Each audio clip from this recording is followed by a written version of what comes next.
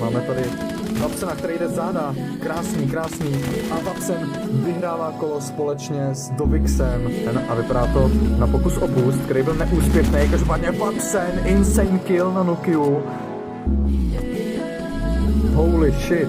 Každopádně tohle musí určitě jen vyhrát Vapsen. Run Gatway one-tapuje Rainyho a vyhrává. Vidíme tady Vapsen, originál, docela hard už na bečkový long. Okay, kluci se snaží nějak odvrátit ten Vapsen push, ale nemají šanci. Vapsen je rozdrtil všechny, oba dva prostě. Rozbili Trolexe, Vapsen z toho vůbec nebojí. Ty vole. Okay, Vapsen přidává 4 killy. Vapsen ace. Vapsena vidíme, zavízený ho. Kyrgyz, okay, Vapsen si dává druhý kill. Vapsen si dává třetí kill a umírá na Trolexe. Ty pičku. To se mi líbilo. Dobře, zabil jsem Andreu. A na sebe počneš. Zabil jsem dalšího člověka.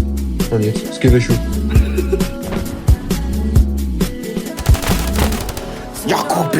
Jakub.